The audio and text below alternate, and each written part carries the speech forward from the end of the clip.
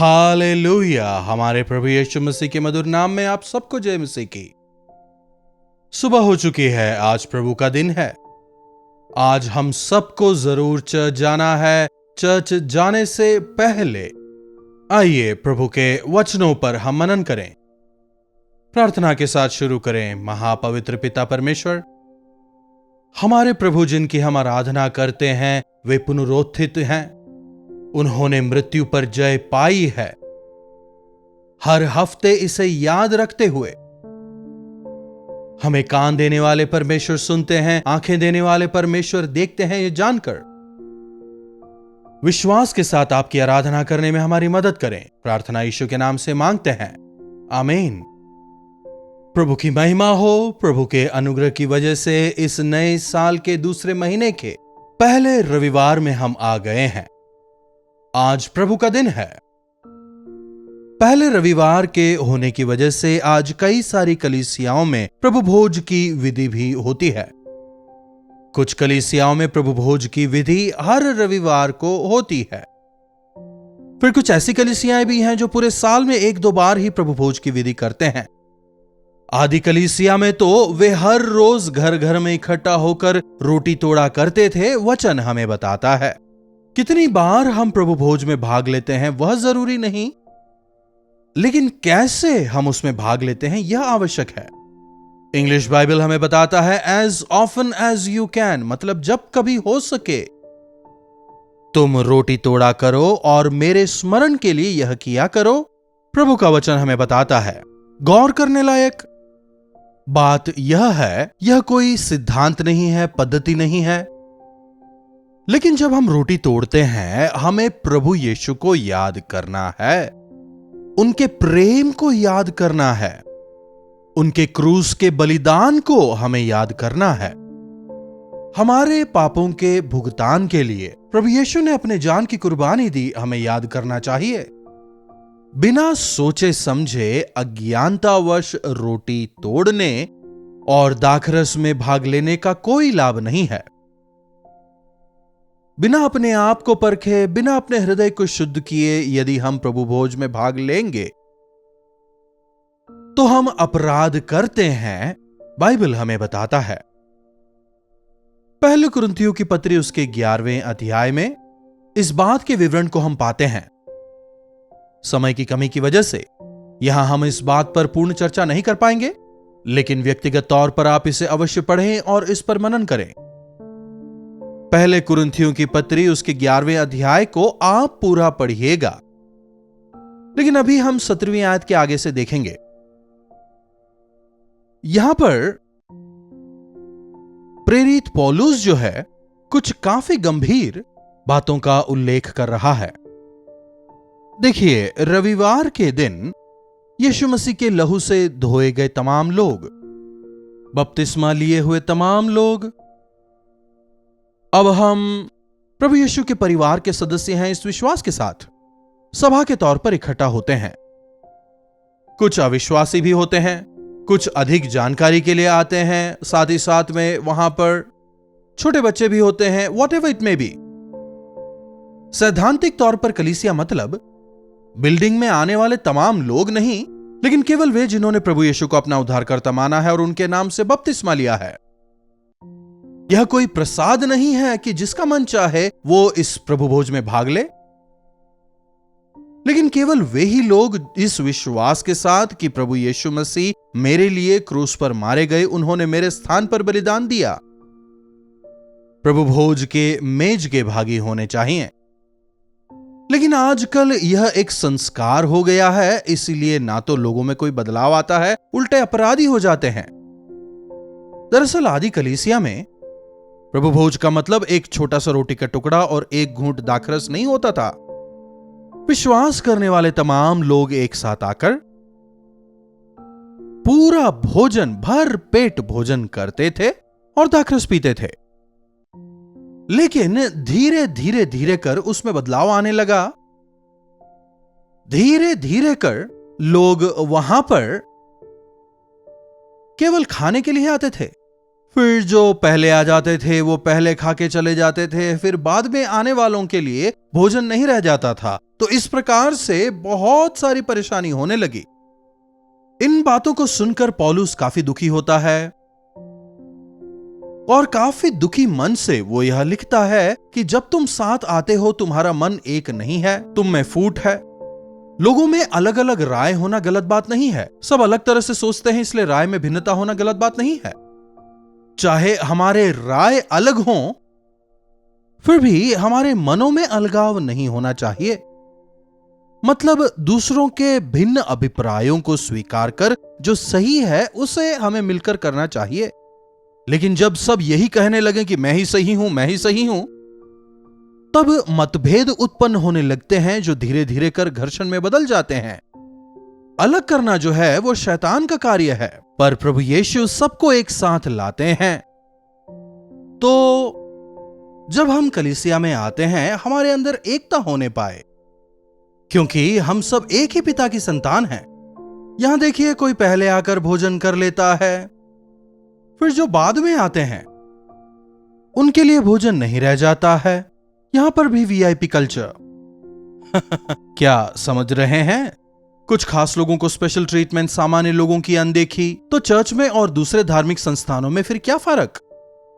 प्रभु ने हमें संसार से अलग करके कलीसिया में एक साथ किया, लेकिन आज शैतान ने चालाकी से संसार को कलीसिया के अंदर ला दिया है।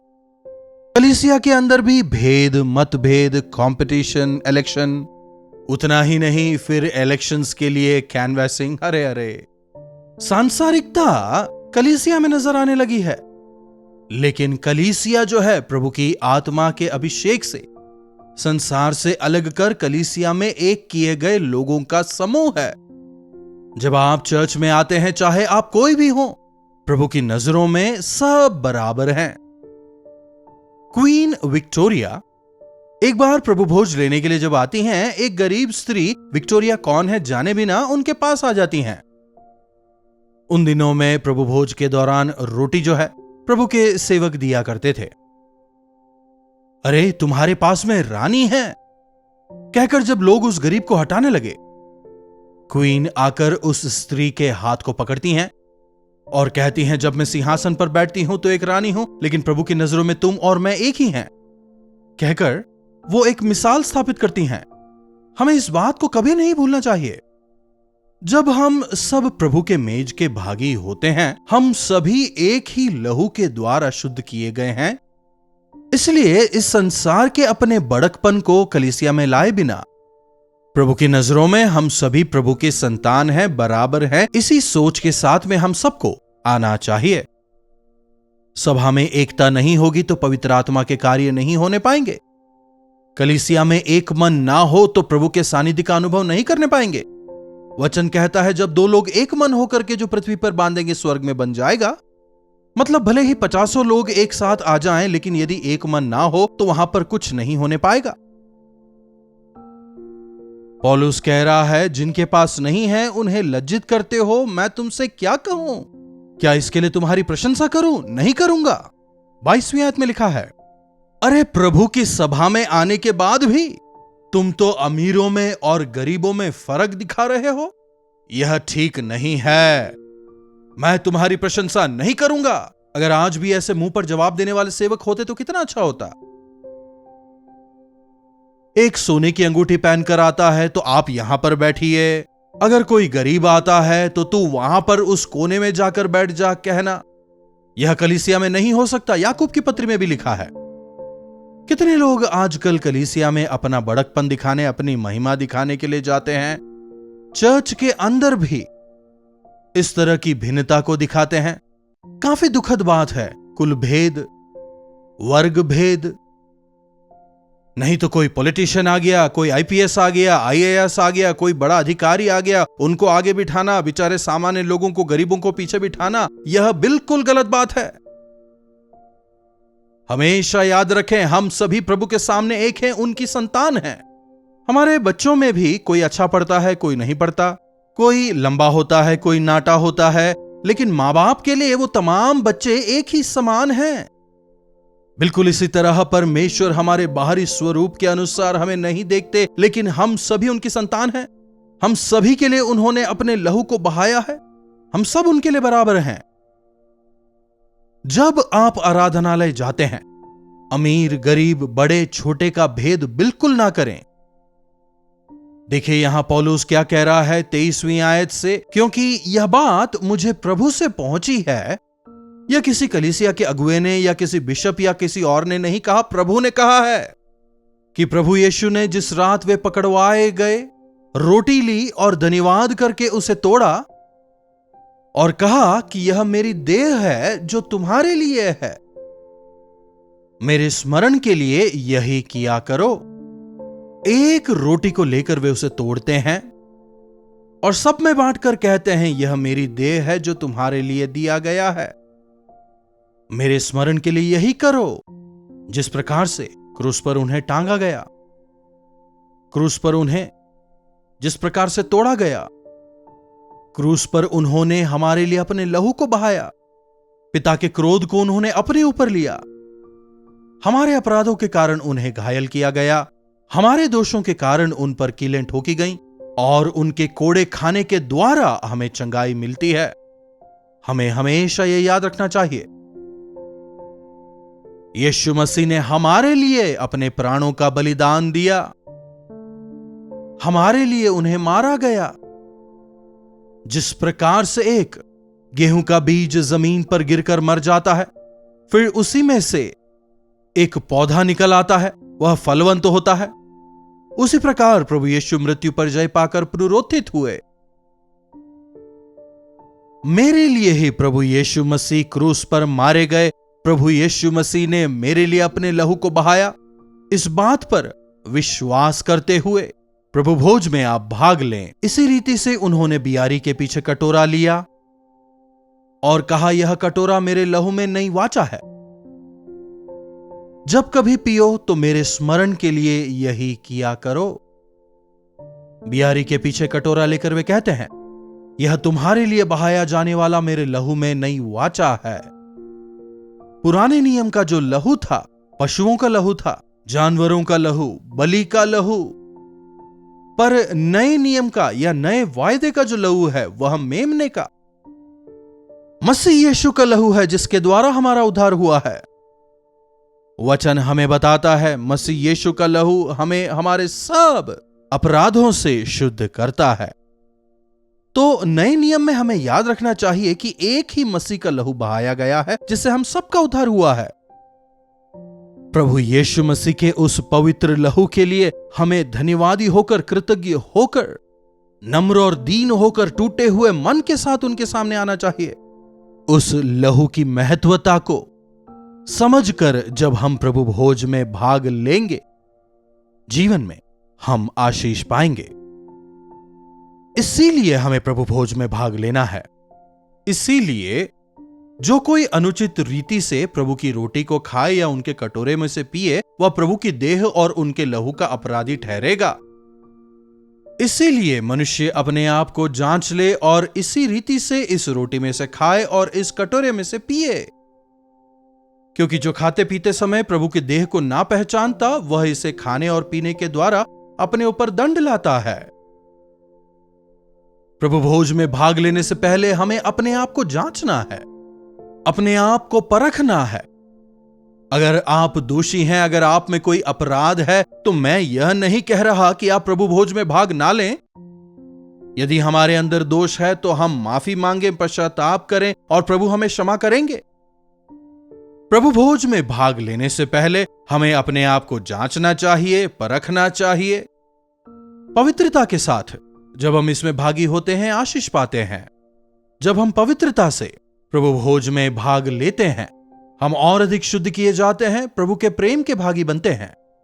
इसलिए बिना सोचे समझे प्रभु भोज में भाग ना लें। मैं इसके काबिल नहीं हूं कहकर प्रभु की मेज से आप दूर भी ना रहें। अगर अब तक बपतिस्मा नहीं लिया है तो बपतिस्मा लें। हर बार अपने हृदय को जांच और परख कर प्रभु के सानिध्य में अपने हृदय को साफ कर धन्यवाद के साथ आनंदित होकर प्रभु भोज में भाग लें और दिन प्रतिदिन मसीह की समानता में बढ़कर उनके गवाह होकर हम जिएं। प्रार्थना। महापवित्र पिता परमेश्वर, प्रभु आज जब हम आराधनालय जाते हैं और प्रभु भोज में भाग लेते हैं, टूटे हुए मन के साथ अपने आप को जांचते हुए, परखते हुए, अपनी गलतियों को, कमजोरियों को याद करते हुए, उनसे पश्चाताप कर एक बार फिर से आपके लहू से अपने आप को शुद्ध और पवित्र करते हुए आपके मेज में पूरी पवित्रता के साथ भाग लेने का अनुग्रह दें। होने दें कि दिन प्रतिदिन हम आपके और अधिक करीबी में बढ़ते चले जाएं, आपकी समानता में ढलते हुए आपके गवाह होकर जीने पाएं। प्रार्थना यीशु के नाम से मांगते हैं, आमीन। अब हमारे पिता परमेश्वर का प्रेम, प्रभु यीशु मसीह का अनुग्रह, पवित्र आत्मा की संगति और सहभागिता हमें से प्रत्येक के साथ आज, कल और सदा सर्वदा बनी रहे, आमीन। प्रभु परमेश्वर की महिमा हो। अपने प्रार्थना विषयों को आप हमें 9884907779 पर व्हाट्सएप, वॉइस मैसेज या टेक्स्ट के द्वारा भेज सकते हैं। हमें आपके बारे में जानकर आपके छुटकारे के लिए आपके साथ में मिलकर प्रार्थना करने में काफी प्रसन्नता होगी। आज रविवार है ना, अवश्य चर्च जाइए। ऑनलाइन में हम देख लेंगे कहकर घर पे मत रह जाइए, जरूर से आप चर्च जाएं और प्रभु की आशीषों को पाएं। इन्हीं वचनों के साथ मैं आज आपसे विदा लेना चाहूंगा। प्रभु परमेश्वर का अनुग्रह हम सबों पर बना रहे। कल्वरी दर्शन, ये है प्रेम के दर्शन, यीशु प्रेम के दर्शन।